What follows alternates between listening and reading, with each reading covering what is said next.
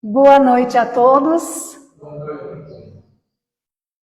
Com imensa alegria, mais uma vez, nós nos reunimos em nossa casa de oração, de acolhimento, de fraternidade, agradecendo a Deus a oportunidade de estarmos neste mundo físico, agradecendo ao Mestre Jesus a luz do Espiritismo, que nos oferece todos os recursos para investirmos no nosso melhoramento, para trabalharmos no bem, para sermos colaboradores do progresso de todos.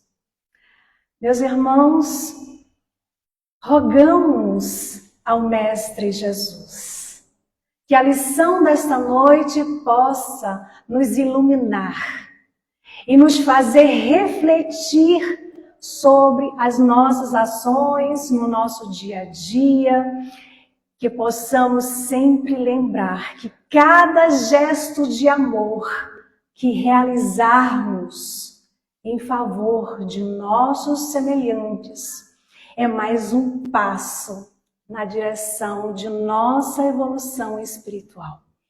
Então, que o Senhor Jesus nos envolva em suas doces vibrações, nos inspirando, auxiliando-nos o entendimento, que possamos nos colocar sempre receptivos para servir o Cristo, seguindo os seus passos, sendo colaboradores desse progresso, do nosso progresso moral e espiritual.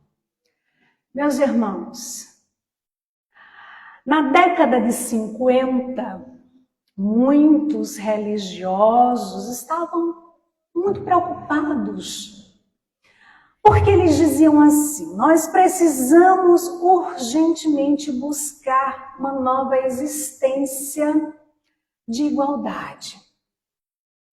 Já sei, vamos chamar um jovem, porque o jovem ele terá melhor condição de suportar todas essas pressões que a gente anda passando. E um jovem foi chamado. Na época era um jovem desconhecido. Seu nome, Martin Luther King Jr. E começava para este jovem as suas primeiras pregações, onde ele afirmava que era preciso tolerar tudo.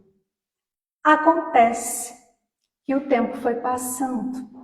E ele foi percebendo que para mudar o mundo, para fazer morrer aquele mundo tão injusto, agora era preciso tolerar menos e lutar mais. Então ele afirma, ao dizer que o homem que não está disposto a morrer por uma causa, não é digno de viver. Então, o apóstolo Paulo vem falar aos nossos corações. Porque ele vem nos advertir ao dizer que é preciso urgentemente matar o homem velho que está dentro de nós, para fazer nascer o homem novo. Então, o apóstolo dos gentios, falando ao nosso coração, ele está nos dizendo que não podemos mais adiar a decisão de erradicar, de eliminar do nosso mundo interior o orgulho, o egoísmo, que é preciso transformar esses sentimentos doentios em sentimentos bons de solidariedade, de fraternidade, de mais amor ao próximo. Martin Luther King encontrou todos os motivos para a sua luta. A igualdade entre as criaturas. Líder pacifista, lutou incessantemente, inclusive, para combater o preconceito racial. Ganhou o Prêmio Nobel da Paz. E foi no ano de 1963 que ele marcha uma multidão, tinha mais de 200 mil pessoas acompanhando ele até Washington, a cidade capital dos Estados Unidos. Na época, ele profere um discurso dizendo: eu tenho um sonho. Ele sonhava com uma sociedade mais livre, com mais igualdade. Ele sonhava com um mundo melhor, um mundo diferente para os seus filhos, onde ele finalmente pudesse dizer: enfim, livres.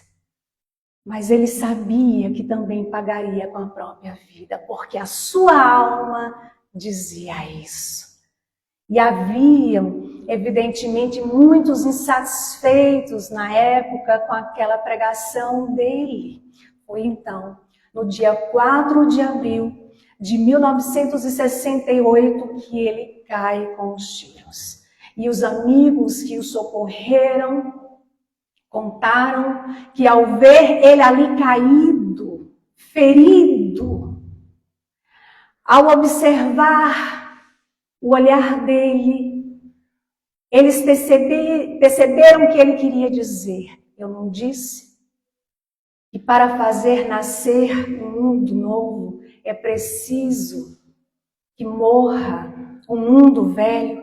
E aí nós lembramos de uma outra frase dele, que é um convite, é uma pergunta que ele faz.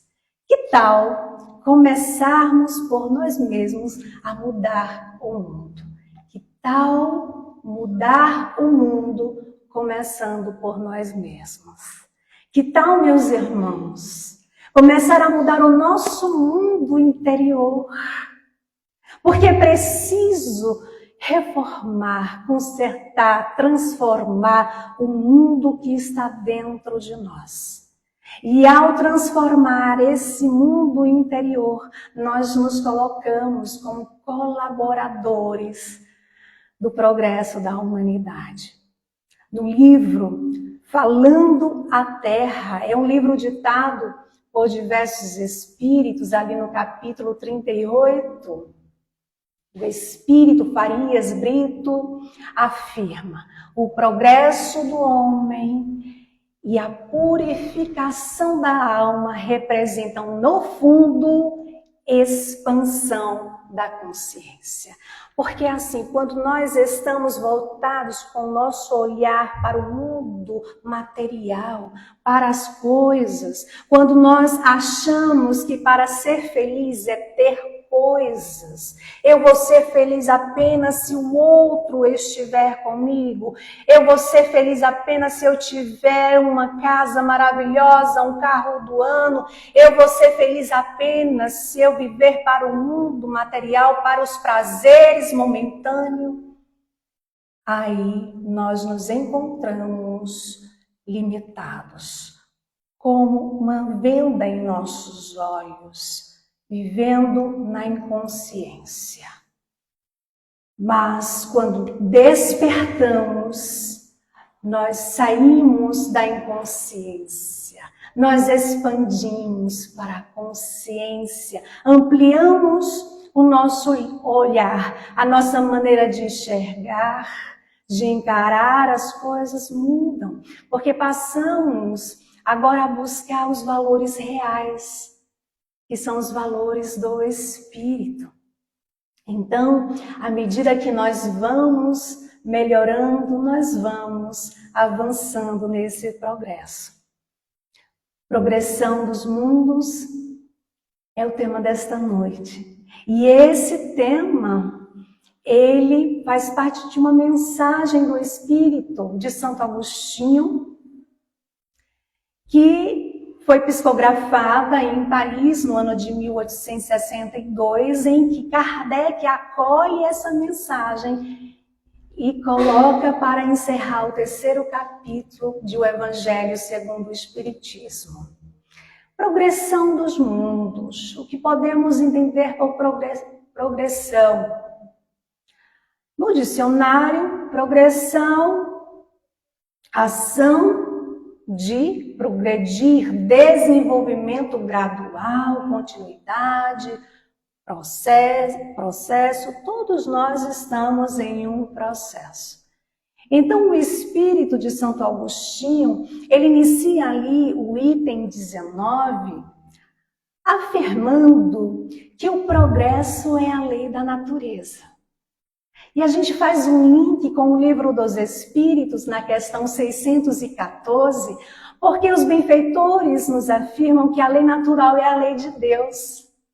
É a única e verdadeira felicidade do homem, que indica o que nós devemos fazer e deixar de fazer.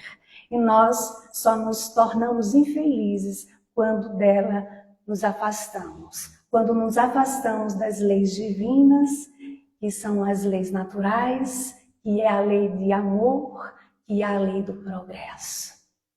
Mas a gente vai a uma outra questão de O Livro dos Espíritos, a 931. Porque os benfeitores nos lembram que a Terra é um mundo de expiação.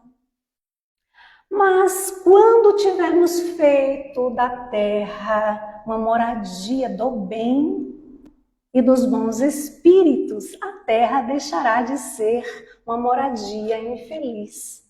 Significa que à medida que a gente se dedica a fazer o bem, a gente vai espalhando, vai contagiando outros corações. E assim, paulatinamente, vai se transformando em um mundo mais feliz. Depende da colaboração de cada um de nós. Depende da nossa parte.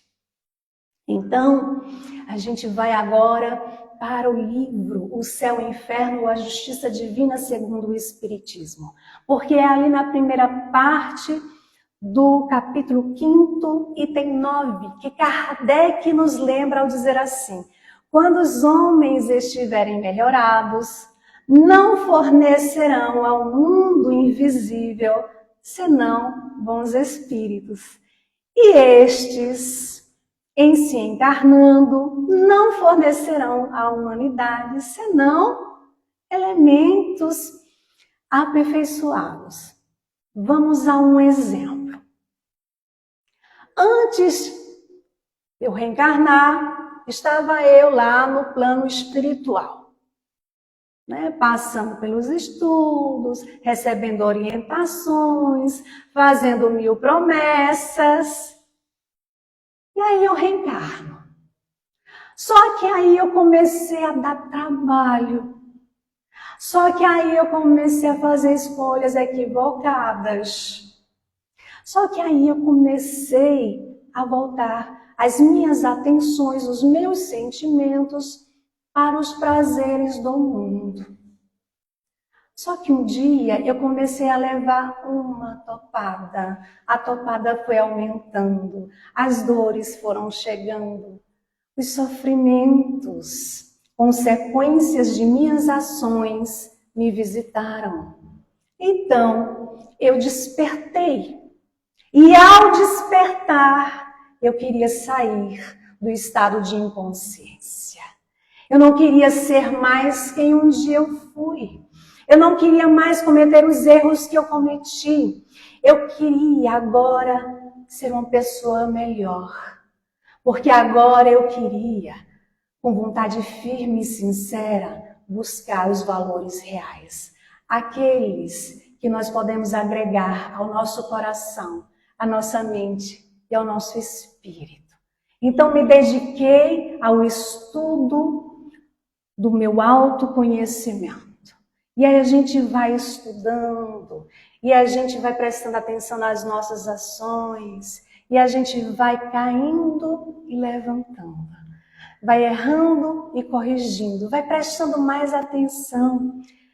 E nesse processo, quando chegar o momento de retornar para o plano espiritual, o que é que vai retornar para o plano espiritual?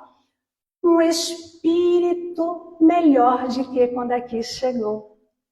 E como a evolução ela continua no mundo espiritual, Assim, inclusive, nos lembra uma das obras da série André Luiz, Coleção A Vida no Mundo Espiritual, Evolução em Dois Mundos. Evoluímos no mundo espiritual e no mundo físico.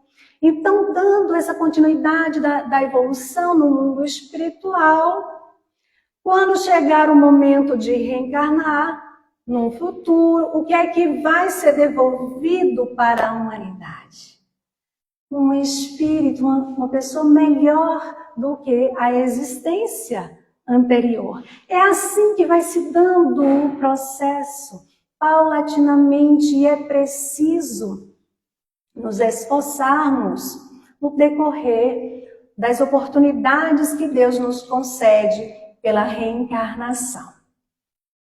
No livro Transição Planetária, ali no início, que é um livro, psicografia de Divaldo Franco, mas ali na introdução, Manuel Filomeno de Miranda, o Espírito, ele que é autor deste livro, vai nos esclarecer dizendo o seguinte: mediante as reencarnações, etapa por etapa, vai se dando o processo de eliminação das imperfeições morais, errando, corrigindo-se, realizando tentativas de progresso, caindo para logo levantar-se. É esse o método de desenvolvimento que lança, que impulsiona a todos na direção da felicidade real, da felicidade plena. E aí Kardec vai nos lembrar que para isso, para nos elevarmos, é preciso nos dedicarmos ao estudo. É preciso nos dedicarmos ao trabalho do bem. É preciso conquistar a nossa felicidade que não está fora de nós, que não depende do outro nem está nas coisas. A felicidade, ela é uma conquista do espírito. É preciso nos dedicarmos para colaborar para a felicidade dos nossos irmãos de jornada. E aí a gente vai a uma outra questão, 922, de O Livro dos Espíritos. Porque Kardec pergunta se há uma medida de felicidade para todos os homens. Será que há uma medida de felicidade para todos? E aí os Espíritos nos lembram que a medida de felicidade para a vida material é a posse do necessário. Não é ter mais, não é ficar preocupado em ter. É a posse do necessário. E para a vida moral é a consciência tranquila e a fé no futuro. A consciência tranquila de que está fazendo a sua parte, de que está se esforçando a cada dia para ser uma pessoa do bem, para ajudar o outro também em suas necessidades. Havia um homem milionário. Ele tinha muito dinheiro que ele nem sabia calcular. O nome dele, Nelson Rockefeller. E Nelson Rockefeller começou a sentir uma tristeza, uma ansiedade, um aperto no peito, uma angústia, e essas sensações foram aumentando, ele foi cada dia ficando mais triste, mais angustiado, começou também a sentir dores por todo o corpo, tudo lhe doía, e ele começou a pensar: meu Deus do céu, eu acho que eu estou morrendo, porque cada dia eu acordo pior, tudo me dói. Foi aí que ele começou a pensar em todo o dinheiro que ele tinha. Ele disse: meu Deus do céu, eu preciso fazer alguma coisa com parte desse dinheiro. Eu preciso criar alguma coisa. E ele criou. Ele criou a Fundação Rockefeller.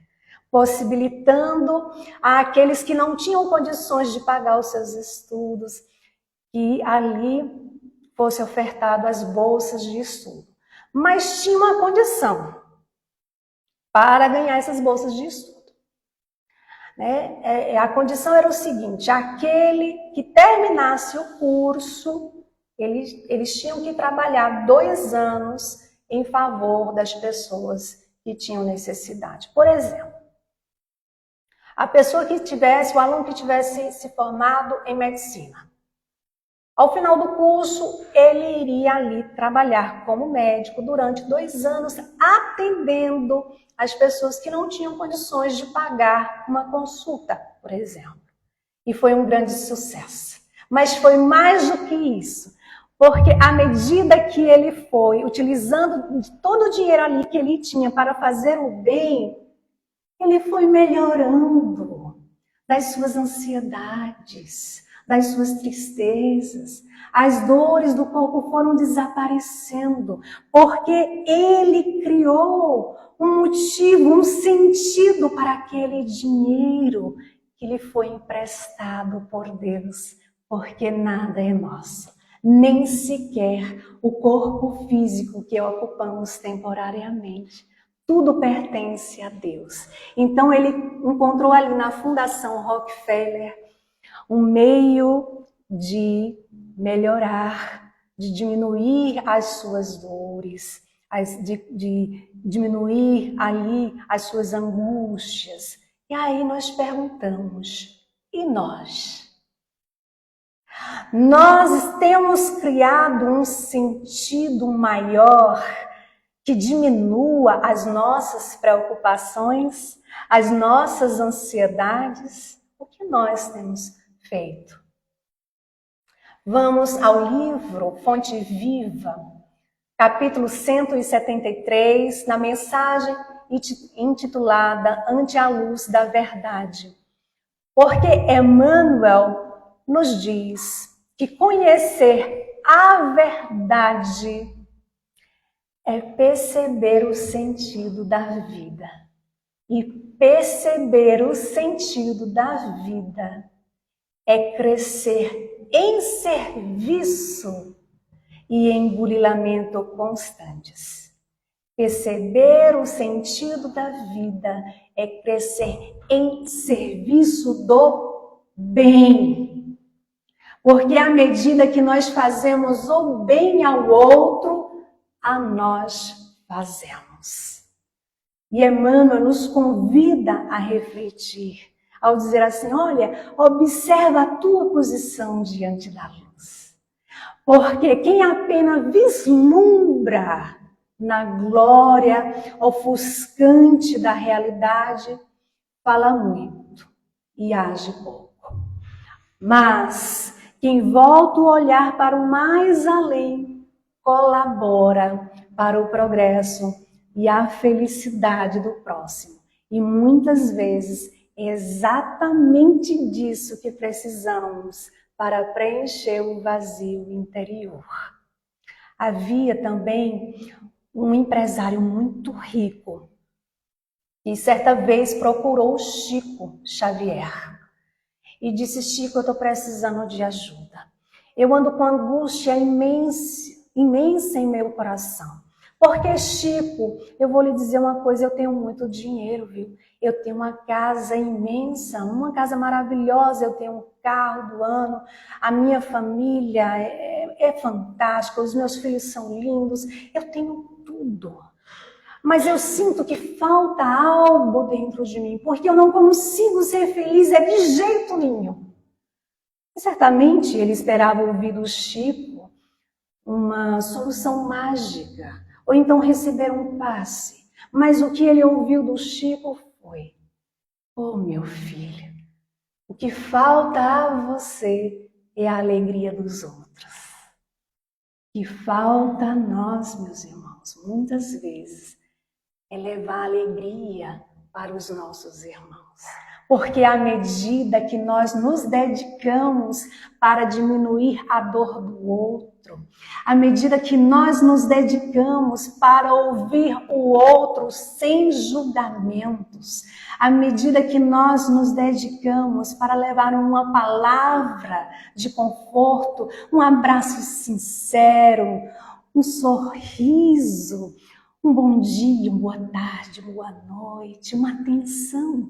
À medida que nós nos dedicamos para fazer o bem ao outro, seja por vários meios, nós vamos saindo desse vazio e vamos nos sentindo mais felizes. Então nós precisamos compreender o objetivo de estarmos aqui neste mundo físico. Nós precisamos compreender que a felicidade real, ela não está na matéria.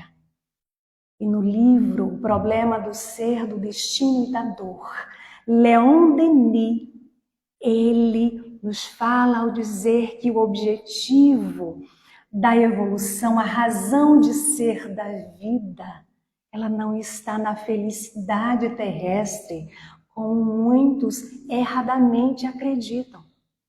Porque a felicidade, o objetivo da evolução, a razão de ser da vida, está quando nós nos colocamos no aperfeiçoamento.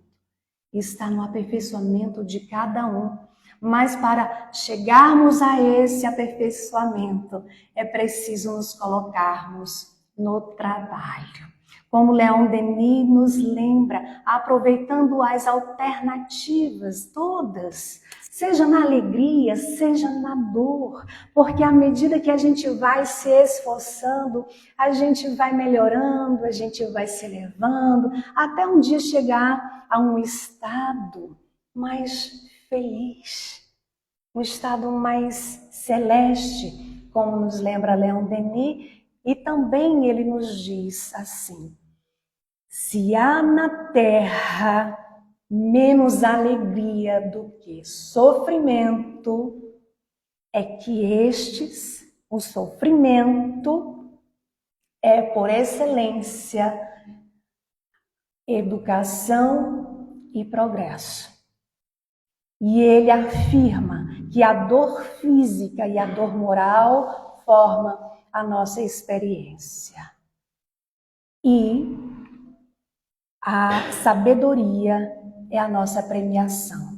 Porque quando nós passamos a nossa experiência reencarnatória com mais coragem, com mais resignação, com mais confiança em Deus, lembrando de Jesus quando ele disse assim: no mundo tereis aflições, mas tende bom ânimo.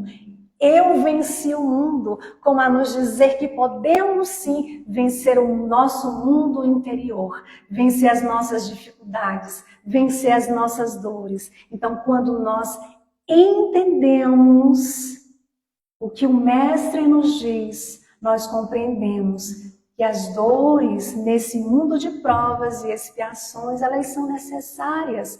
As dificuldades, passamos a olhar as montanhas das dificuldades com um olhar espiritual. Passamos a deixar de perguntar por que eu sofro tanto? E passamos a perguntar para quê? O que essa dor, o que essa dificuldade está querendo me dizer que eu ainda não entendi?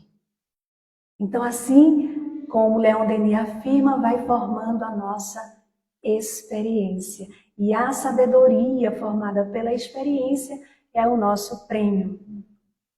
Então a gente volta ao Evangelho segundo o Espiritismo, porque o Espírito de Santo Agostinho, ele vai nos dizer que a lei do progresso, ela funciona para todos os seres, animados e inanimados, com o objetivo de nos elevar através da transformação para um estado mais perfeito, mais feliz. E aí ele nos lembra que tudo morre para renascer, mas nada volta para o nada. Significa dizer, se estamos na Terra, passando por essa experiência, e nós não aproveitamos para melhorar, para corrigir, consertar, reformar aquilo que está dentro de nós, se nós não aproveitamos para fazer o bem, o que acontece? Quando a gente retorna para o mundo espiritual, a gente fica num estado ali estacionário. Ninguém volta para trás porque ninguém retroage no processo evolutivo. Mas a gente fica aqui, né, à beira do caminho, como diz uma das músicas de Erasmo Carlos, à beira do caminho, né? Olhando durante séculos para o ontem. No livro Companheiro, ali no capítulo 13, na mensagem intitulada Progresso e Amor, Emmanuel, ele vai nos lembrar ao dizer assim: grande é o avanço do progresso, maior será sempre o amor que ilumina. Grande é a cultura que ensina, maior é a caridade que socorre. Quantos exemplos de amor e de caridade já não passaram aqui neste plano e ainda continuam passando? Quantos exemplos a gente não sabe, inclusive de pessoas anônimas. Maria Rita de Souza Brito Lopes Pontes nasceu no dia 26 de maio de 1914, em Salvador. Freira dedicou a sua vida inteira aos pobres. E aos 13 anos de idade, ela começa a acolher os doentes, os mendigos, transformando a casa que ela morava com a sua família em um centro de atendimento aos mais necessitados. E foi nesse exato momento que manifestou nela o desejo de se dedicar à vida religiosa. Pois então, no ano de 1933, ela entra para a congregação das Irmãs Missionárias.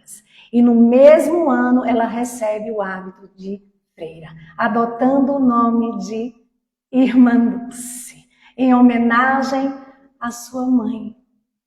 E um dos momentos mais marcantes de coragem da Irmã Dulce foi quando ela invadiu 5 casas vazias para acolher melhor aqueles mendigos, para alimentar melhor aquelas pessoas famintas, para cuidar melhor.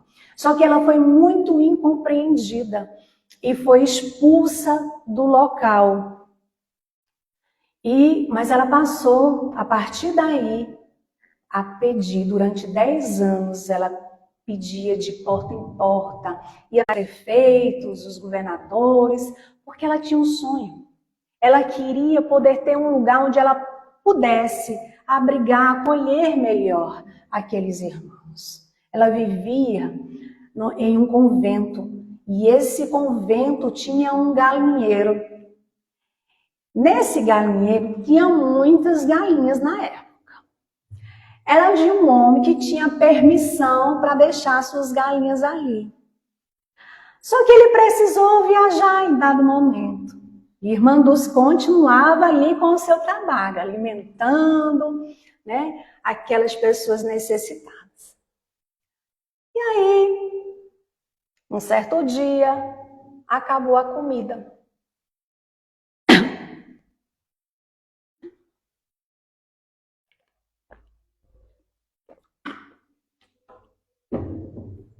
Acabou a comida. E aí ela olha para aquele galinheiro. E quando ela olha para o galinheiro, ela tem uma ideia. Porque as galinhas ali estavam dando sopa. Né? E aí vocês já devem imaginar o que aconteceu com as pobres das galinhas. 3 semanas depois, chega o homem querendo as galinhas de volta. E aí, irmã Dulce, sorridente, ainda muito jovem na época, disse: mas as suas galinhas cumpriram a sua missão na terra. Estão todas na barriga de nossos necessitados. Meus irmãos, essa era irmã Dulce. Aproveitava cada momento para fazer o bem, para alimentar os mais necessitados. E foi nesse antigo galinheiro que, com muito carinho, com muito amor, com muita criatividade, ela transformou em um albergue. E mais tarde, esse albergue que já tinha sido um galinheiro, se transforma em um hospital. Nome: Santo Antônio. Que, inclusive, o Ministério da Saúde considera como um exemplo de hospital com atendimento 100% pelo SUS. E agora nós vamos ao livro Mundo Regenerado, que é de psicografia de Divaldo Franco, ditado pelo espírito de Joana de Ângeles, e é ali no capítulo 17, intitulado Caridade do Amor, que Joana de Ângeles, ela vai nos lembrar que Jesus viveu a caridade total no silêncio, na renúncia, nas mãos sempre distendidas para ajudar, na entrega da sua pela nossa existência. Joana de Ângeles também nos lembra que o Mestre jamais deixou de cumprir a tarefa de amor a que se dedicava. Sendo a ele nada pediu, a não ser que o seu exemplo seja a diretriz, o caminho de segurança para todas as existências. Irmã Dulce foi um grande exemplo de seguir os passos de Jesus, de seguir o seu exemplo de caridade. Quando irmã Dulce já estava de mais idade, doente, as irmãs acordam de madrugada, com um barulho nas escadarias, e foram ver que barulho era aquele. Ao chegar lá, estava irmã Dulce com um balde, lavando as escadarias. Mas, irmã, pelo amor de Deus, a senhora acabou de sair de uma pneumonia. E ela disse: mas se eu não fizer algo, eu não me aguento. E aí a gente pergunta, quantos de nós temos essa coragem, essa disposição de estar de madrugada lavando escadarias? Irmã Dulce, ela estava em sua missão na terra, mas deixava o seu exemplo, porque ela era baixinha, fisicamente não era nada bonita, mas ela tinha um poder de argumentação, ela tinha uma humildade, ela deixou muitos exemplos a nos dizer que menos esperamos. Então, nós vamos voltar ao livro Companheiro, porque Emmanuel, ele vai nos dizer que o progresso, ele faz estruturas, mas só o amor acende a luz do caminho.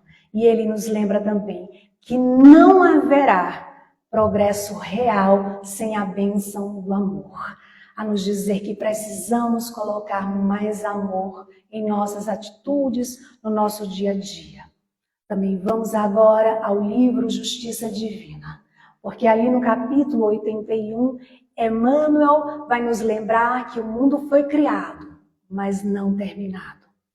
E na era da arena, e na na arena da imensa luta, o Espírito é a obra-prima do universo. Em árduo, à medida que nós vamos ajudando ao outro, né, fazendo uma prece pelo outro, desejando o bem, atendendo o outro também em suas necessidades, nós vamos avançando.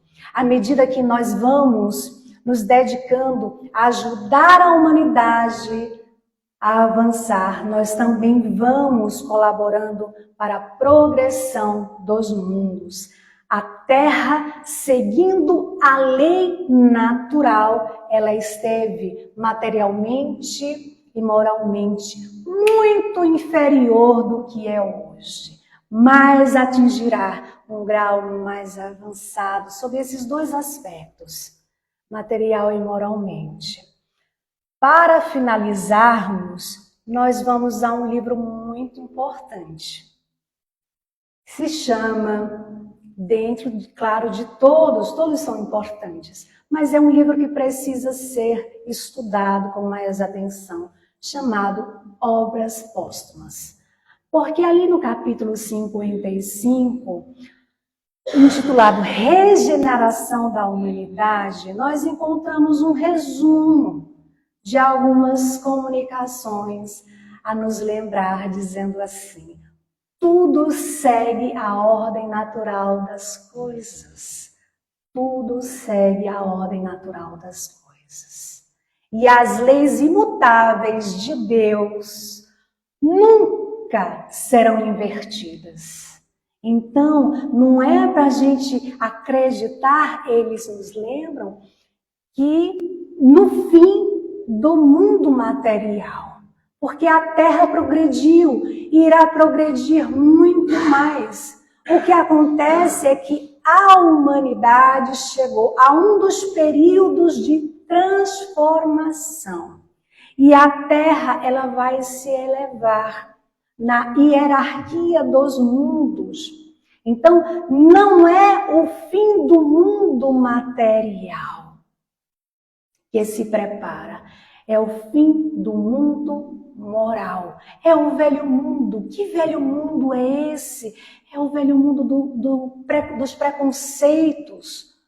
É o velho mundo do egoísmo, do orgulho, do fanatismo que desaba, que vai a cada dia, saindo da terra. Estamos na transição, onde a nova geração deve a eternidade. Mas lembremos que temos um Pai que nos ama imensamente e que Ele nos lembra que todos somos irmãos e Ele ama cada um de seus filhos. Por isso, Ele toca os nossos corações, nos lembrando que aqueles que serão retirados continuam sendo os nossos irmãos. E merece a nossa compaixão, precisa das nossas orações. Sabe por quê? Porque a solidariedade, ela é perpétua entre os encarnados e os desencarnados. Então, os amigos, assim, que importa o que eles fizeram? Que importam o que eles foram? A nos dizer assim, a nos lembrar que todos nós temos um passado de erros, mas temos um Pai que nos oferece a bênção do esquecimento do passado, porque se lembrássemos, sentiríamos muita vergonha. Então, quando eles dizem que importa o que eles foram, o que eles fizeram, eles voltarão um dia, ao despertar, melhorados, e eles serão auxiliares úteis, porque pertencerão à nova geração. É o amor de Deus falando aos nossos corações, dizendo que Ele não abandona a nenhum de seus filhos. Se hoje nós estamos aqui, é porque um dia nós despertamos para aprender a amar, a perdoar. Então, meus queridos irmãos, sigamos neste planeta com mais coragem, Todos nós estamos matriculados nesse planeta escola. Aproveitemos o tempo dessa escola para seguirmos mais dispostos, agradecendo mais ao invés de ficar lamentando, nos colocando mais no serviço do bem, lembrando que à medida que nós fazemos o bem ao outro, a nós fazemos. Que todos nós possamos retornar para os nossos lares envolvidos de muita paz.